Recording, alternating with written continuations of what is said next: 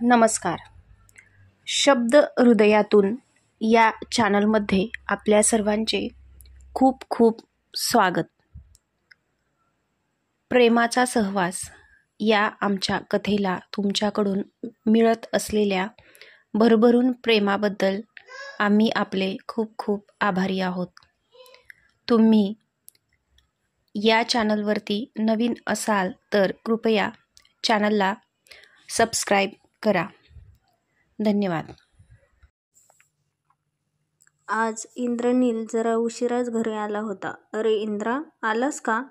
बस मी ताट वाढते. त्याला आलेले बघून मॉम गडबडीने उठत बोलल्या.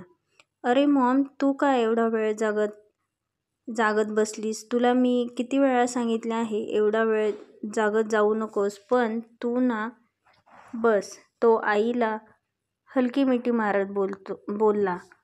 "आज माझी बाहेर एक मीटिंग होती तर मी बाहेरूनच खाऊन आलो आहे. तू जा झोप. तो आईपासून हलका बाजूला होत म्हणाला. "नक्की जेवला आहेस ना? मॉमने काळजीने त्याच्या गालावर हलका हात ठेवून विचारले.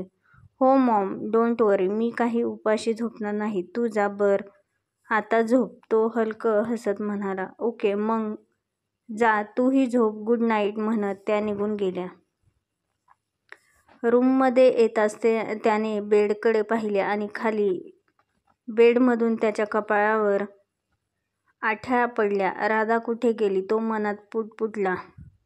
Sweet berry, are you there? त्याने बाथरूमचा दरवाजा वाजवत विचारले, पण काहीच रिस्पॉन्स नाही. मग त्याने गॅलरी, क्लॉसेट सर्व बघितले, पण ती त्याला कुठे दिसली नाही. म्हणजे ती विराटच्या घरी अजून आलीच नाही का? त्याने स्वतः विचार करत फोन कानाला लावला. हॅलो? विराट झोपाळलेल्या आवाजात फोन कानाला लावून बोलला. विराट? राधा कुठे आहे? समोरून झोपाळलेल्या आवाजात हॅलो ऐकूनही त्याला काहीच रिप्लाय न देता इंद्राने रागाने चिडून विचारले. विराट, तू? इंद्राचा रागीट आवाज ऐकून त्याने एकदा फोनवरील नाव बघत जरा घाबरून विचारले. हो मीच. आधी सांग राधा कुठे आहे? त्याच्या बोलण्याकडे दुर्लक्ष करत इंद्राने आवाज वाढवून विचारले. राधा का? आहे ना. आहे म्हणजे तिच्या रूममध्ये झोपली असेल किंवा मॉम बरोबर गप्पा मारत असेल. तो झोपाळलेल्या आवाजात एक थरथर करत एक शब्द जुळवून कसा तरी बोलला. कारण इंद्राचा राग त्याला चांगलाच माहीत होता आणि इंद्रनीलने त्याला स्ट्रिक्टली आजच रिटर्न सोडायला सांगूनही त्याने त्याचा शब्द डावलला होता आणि आता याची शिक्षा आपल्याला मिळणार हेही तो जाणून होता. विराट? इंद्रनील फक्त एवढेच अगदी आवाज वाढवून रागात बोलला आणि विराटची झोप कुठल्या कुठे पळून गेली. काय? विराटने फोन नीट कानाला लावत उठून बसत विचारले. काय म्हणजे काय? इंद्राने पुन्हा चिडून विचारले. अरे म्हणजे तू मला मोठ्याने आवाज दिला ना विराट, असा म्हणून काय असे विचारले. तरीही हिंमत करून विराट बोललाच. हा ही तेवढाच धीट, उगाच वाघाच्या जबड्यात हात घालत होता. विराट, इरिटेट करू नकोस हा. तो प्रत्येक शब्दावर जोर देत दात खात बोलत होता. मी काय म्हणालो होतो? मॉमला तुझ्या बहिणीला भेटायचे आहे तर सध्या घेऊन जा, पण संध्याकाळी ती मला माझ्या घरी पाहिजे म्हणालो होतो ना. तरीही का तू माझ्या बायकोला आणून सोडले नाही? आता फक्त तू तिला पुन्हा घ्यायला मग मी बघतो. तो चिडून विराटला जाब विचारत होता. त्या रागाने त्याचा जबडा घट्ट झाला होता. तुला मी सकाळीच बोललो होतो ना, तिला संध्याकाळपर्यंत घरी सोड. तिच्याशिवाय मला झोप लागत नाही. म्हणजे तिच्याबद्दल मी कोणती रिस्क घेऊ शकत नाही. तरी तू तिला का सोडले नाही? इंद्रनीलने रागाने आपल्या धारदार शब्दात विराटला जाब विचारत होता. जेव्हा त्याला समजले तो काय बोलला तेव्हा त्याने अचानक शब्द फिरवले. आजकाल तो तिच्याशिवाय एक रात्रही राहू शकत नव्हता. तिला नजरेसमोर पाहिले नाही, तिला मिठीत घेतले नाही तर याला रात्रीची झोप येत नव्हती. त्यामुळे त्याने विराटला सकाळीच वॉर्न करत स्पष्ट सांगितले होते. आज मी प्रतिभा आईकडे थांबणार आहे. राधानेही ऑफिसमधून निघताना मालतीताईंना फोन करून सांगितले होते. ती इंद्रनीललाही सांगून निघणार होती, पण मी त्याच्यासोबत बोललो आहे. चल आता. त्याच्याच केबिनमधून बाहेर आलेला विराट तिला म्हणाला. म्हणून तीही तशीच निघाली.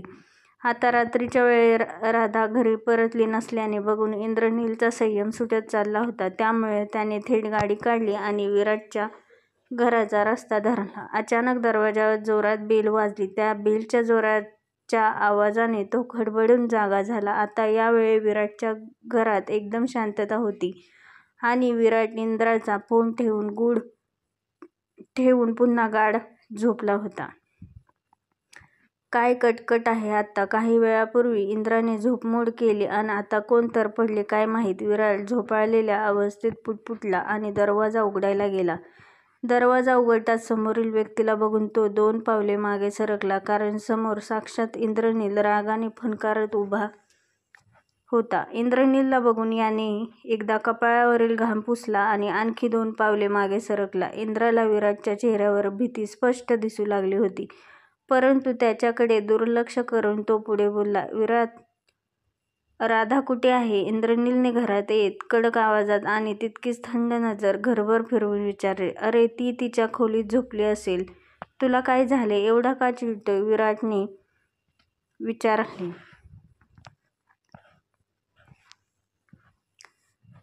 मी तुला सकाळी स्पष्ट सांगितले होतं ना की तिला रात्रीपर्यंत घरी सोड, तरी तू तिला इथे का ठेवलंस? तुला लक्षात नाही आले का मी काय म्हणालो होतो ते? इंद्रनील संतापून बोलला. अरे शांत हो, ती घरी सांगूनच आलीये. तिने तुझ्या मॉमला कॉल करून इन्फॉर्म केले होते. त्याच्याशी बोलूनच ठरवले की ती आज इथेच थांबेल. मी तिला जबरदस्तीने इथे ठेवलेलं नाही, विराटने सफाई देत म्हटले. इंद्रनीलला हे ऐकून अजूनच राग आला. तुला मी काय बोललो होतो? तू ऐकलं नाहीस का? बरं, ऐकले नाही, ठीक आहे, पण मग तू मला का सांगितले नाही? मला ती घरात दिसली नाही तर उगाच काळजी वाटत होती, तो चिडून म्हणाला.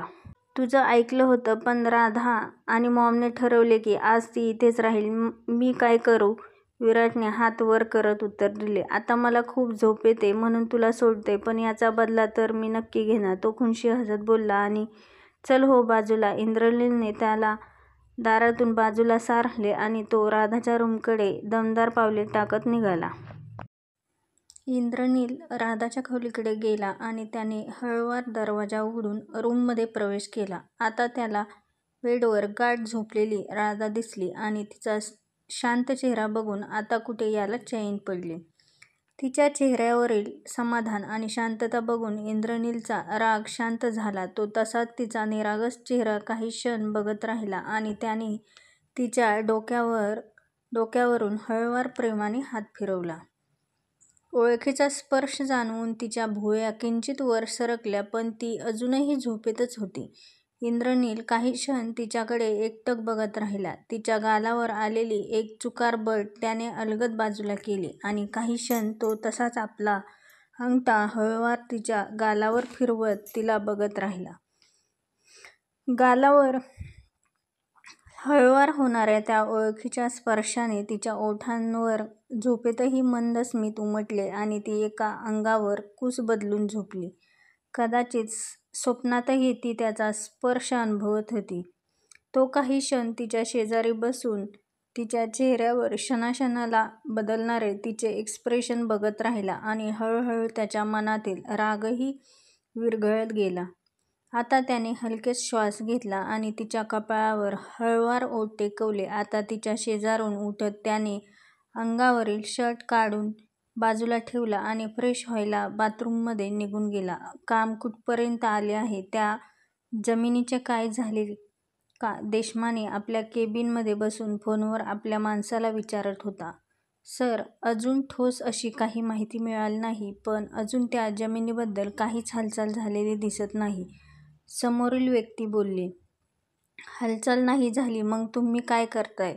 हा, खाऊन खाऊन साले सगळे मंदाडले आहेत, काही कामाचे नाहीत. समोरून हालचाल नाही म्हणजे आतापर्यंत ती सगळी जमीन आपली असायला पाहिजे होती.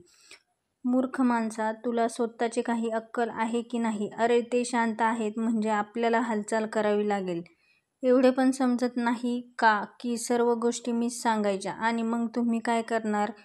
हीच खरी संधी आहे, पटकन हालचाल करून ती जमीन आपल्या नावावर करून घ्या. देशमाने समोरच्या माणसावर चिडून बोलला.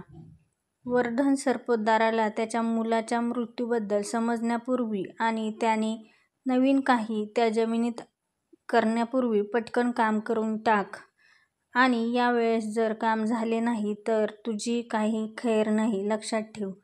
देशमाने चिडचिड करत त्याच्या माणसाला ऑर्डर देत होता.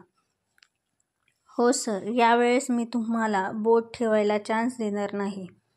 पटकन काम करून तुम्हाला अपडेट करतो, समोरून बोलून माणसाने फोन ठेवून दिला.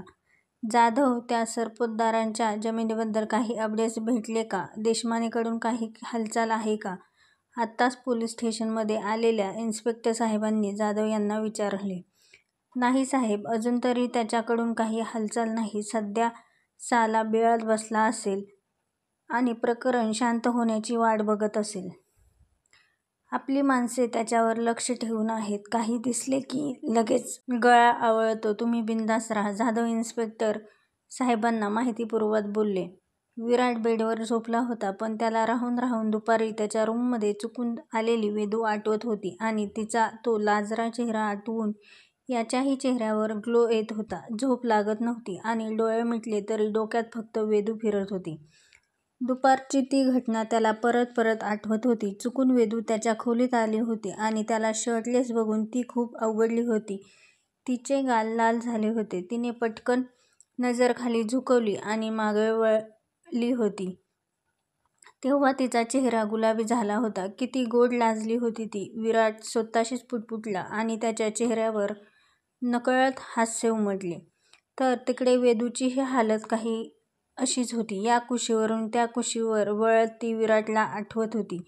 तिने कितीतरी वेळ डोळे मिटले, पण मन मात्र विराटच्या आठवणीत हरवलेलं होतं. तो किती सहज बोलतो, पण त्याच्या नजरेत काहीतरी वेगळेच असते. तिच्या मनात विचार चमकून गेला. आज दुपारी जेव्हा ती त्याच्या खोलीत चुकून गेली, तेव्हा त्याचं निर्लज्जपणे तिच्याकडे पाहणे आणि तिला छेडायचा मोह आवरत असलेला अवतार तिच्या लक्षात आला होता. रात्रीची ती वेळ, दोघेही वेगवेगळ्या जागी, पण विचार मात्र एकमेकांचेच होते. काय आहे हे नक्की? दोघेही विचार तोच करत होते. अगं वेदू, कुणाच्या विचारात हरवली आहेस हा? एवढी पिंकी पिंकी जी झाली आहेस? तिच्या बाजूला झोपलेली श्रेया तिच्या चेहऱ्यावरील एक्सप्रेशन बघून हळूच तिच्या कानाजवळ आली आणि खोडकरपणे हसत पुटपुटली. अचानक आलेल्या आवाजाने वेदू दचकली. काही नाही ग, काहीच नाही. ती पटकन बाजूला वळली आणि स्वतःला सावरत म्हणाली. असं आहे काय? मग अजून जागी का आहेस? आणि हा चेहरा असा गुलाबी गुलाबी का झालाय? श्रेया अजून जोरात हसत बोलली.